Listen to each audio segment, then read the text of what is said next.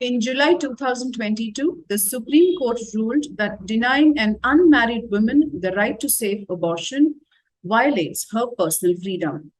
This progressive landmark judgment has put the spotlight firmly back on safe abortions in the country.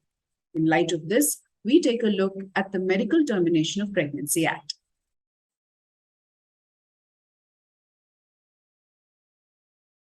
Sandhya, thanks for a good introduction. So as we all know, abortion means putting an end or terminating a pregnancy. And also an abortion, sometimes it occurs very naturally and it is a spontaneous abortion, which is commonly called as miscarriage, which many women go through in their life. And when a woman terminates her pregnancy voluntarily for various reasons, majority of the time it is due to medical reasons or other reasons, it is called as induced abortion. And medically, it is done either by inducing certain drugs or through surgical procedures. So, the Act expressly lays down what is being considered as a mental injury or a grave mental injury. Right. So, any kind of pregnancy which is caused by rape to any woman is considered as a mental injury. And if a couple has used any device or methods of family planning to limit the number of the children, and despite that the woman gets pregnant, then that is also considered as a grave mental injury under the Act.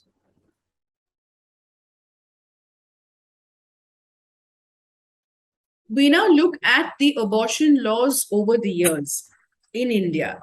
Now, the Indian Penal Code of 1860 was the go-to code for abortions. That was the only, there were a few sections 312 to 316 of the IPC to be precise.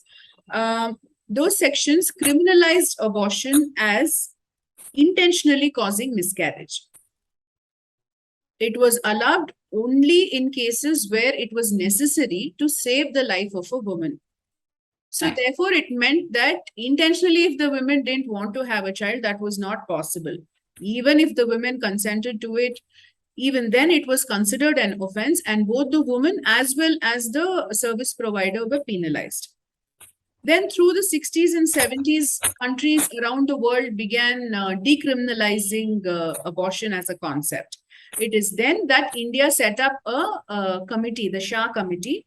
And then after several deliberations, the Medical Termination of Pregnancy Act came into being in 1971.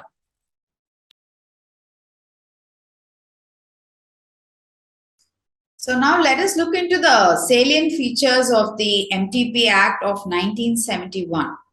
So if you look into the Act, it allowed for termination of certain pregnancies, and that has to be done only by the registered medical practitioners. And the Act also laid down that abortions could be performed only by these medical practitioners, and if they have or come to an opinion. One is either continuance of this pregnancy would cause any risk of life, or it gave any kind of physical injuries, or any kind of mental injury for the pregnant woman. Right. So it is as such for the woman, or in case if the baby is going to be born, it will have some kind of a risk of any kind of physical or mental abnormalities, or it is going to be handicapped. Right. We now look at the time limit within which the abortions are legally allowed and in a safe manner as per the MTP Act. Right. Abortion could be done, and now we're discussing the Act of 1971. Abortion could be done up to 12 weeks after conception if a single registered medical practitioner gave an opinion that continuation of such pregnancy would cause risk to both mother or child or both. This is up to 12 weeks. Thereafter, abortion could be permitted beyond 12 weeks up to 20 weeks if two registered medical practitioners gave such an opinion.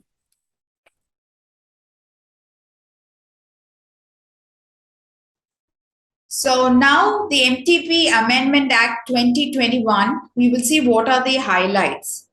So first and most important amendment was to legally permit abortions up to 24 weeks of gestation. And what was allowed from 12 weeks to 20 weeks in the original act is now amended to 20 weeks to 24 weeks. That's right. Legally terminating pregnancy up to 24 weeks is not an automatic right to everybody. Now, the Medical Termination of Pregnancy Act has certain rules called the MTP rules, which have been framed. Those rules specify the categories up to which legally termination of pregnancy up to 24 weeks can be permitted.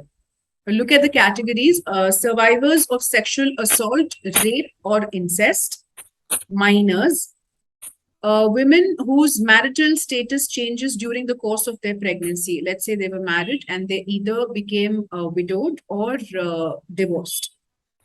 Then, mentally ill women or mentally retarded women. Women with physical disabilities. Now, when I say physical disabilities, there is a clear-cut definition, and the definition is picked up from the Right of Persons with Disabilities Act of 2016. Any fetus which has a malformation or has an abnormality which is very life-threatening, or even if such a fetus becomes a full-grown baby and is born, almost immediately dies. Right. Women with pregnancies in humanitarian settings or crises like war or natural disasters as declared by the government. It is also to be noted, as again I said, that the upper gestation limit of 24 weeks shall not apply to cases of substantial fetal abnormalities diagnosed by a medical board. When I say this, I mean that if a medical board consisting of doctors, as mentioned in the Act, if they are of the opinion that there are serious abnormalities, then the upper limit of 24 weeks need not be adhered to. They can even permit termination beyond 24 weeks. Yes. A key amendment here is the inclusion of unmarried women as being eligible for safe abortion. The MTP Act of 1971 permitted abortion for married couples in case the family planning didn't work for them. Whereas the MTP Act of 2021 clearly states that abortion can be done by any woman, even if it is going to be in a live-in relationship as such as well. And as such, live-in relationships have also been legally recognized.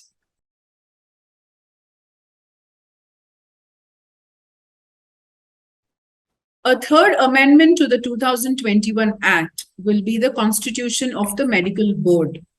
Now, it is this medical board that will decide and allow termination of pregnancy in certain cases. Now, such board shall primarily consist of gynecologist, a pediatrician, a radiologist or sonologist, and such other number of members as may be notified in the official gazette.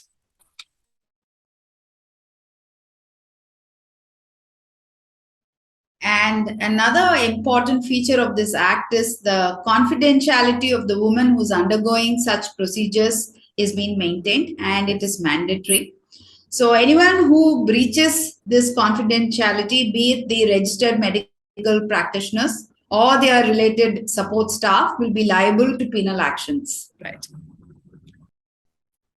There are several issues that need to be addressed by the MTP Act.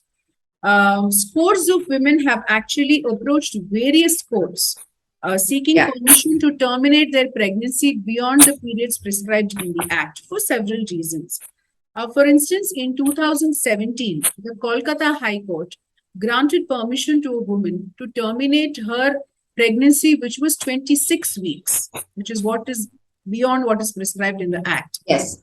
On the grounds that the fetus was detected with a cyst in the brain, which could neurologically affect the child and which could render the child neurologically challenged for the rest of their life and even possibly an early death. Now, the High Court granted this permission only after consulting the medical board, and the director of the hospital in which the woman was getting treated also confirmed the same. So the High Court was convinced after getting the opinion from the medical board that letting the pregnancy continue is not only harmful to the baby, but to the mother as well. Now, there are several instances of late deduction of pregnancy, and especially this is seen a lot in minor rape survivors.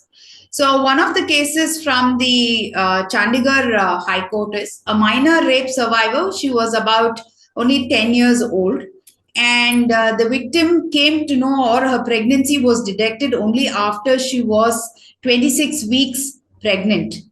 The child did not know that she was pregnant at all. So, when the family approached the court asking for permission to legally terminate such pregnancies, and the court also allowed to terminate this pregnancy.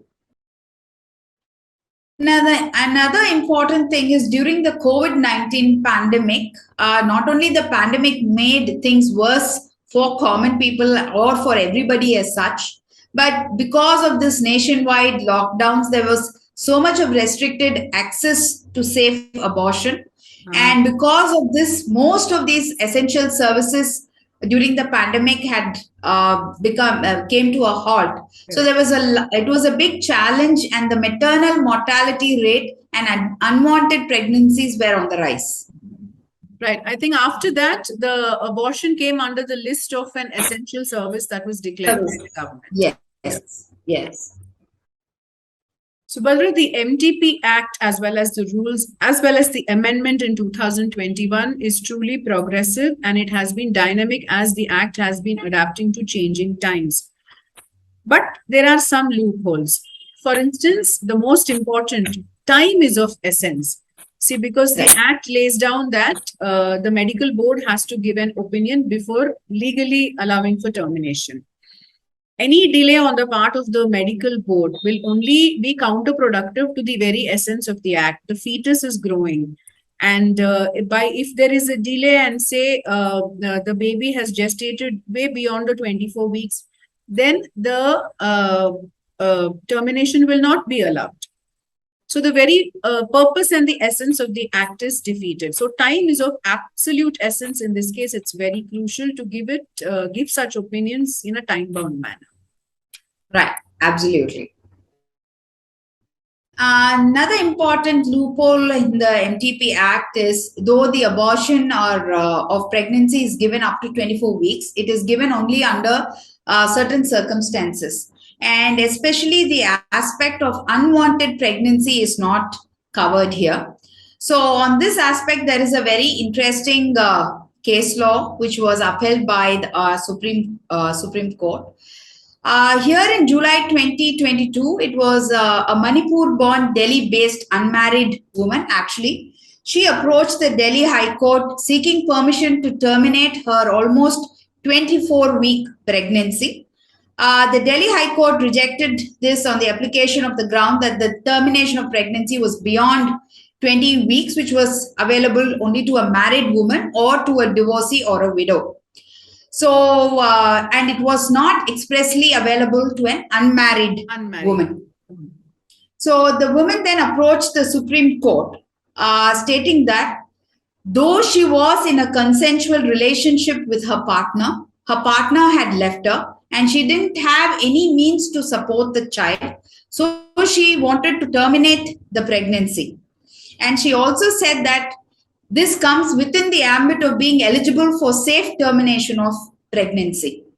So the Supreme Court rejected the order of the High Court, Delhi High Court here, and also clearly stated that the spirit and essence of the MTP Act must be maintained, and irrespective of the marital status of the woman. That is very, very important. Correct. The physical and mental impact of an unwanted pregnancy will be the same. Yeah. So irrespective of whether the woman is married or not, the physical pain and the mental agony remain the same. Correct. Mean the same. Yes. Very progressive judgment. Yes.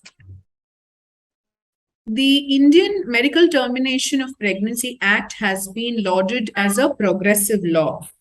However, the choice of having or not having or retaining a fetus seems to remain with medical boards and doctors. The women's feeling is not factored in. While a reproductive choice must rest with the woman. In Definitely. the absence of that, any act, be it the MTP Act or any other legislation, will but just end up remaining as a tool for population control. Thank you for joining me, Subhadra. We have both attempted to bring out only the legal aspects of the medical termination of pregnancy without going into the societal or the moral aspects. We hope the viewers have found it useful. Let's join them back in another episode, which will be far more interesting. Thank you. Thank you.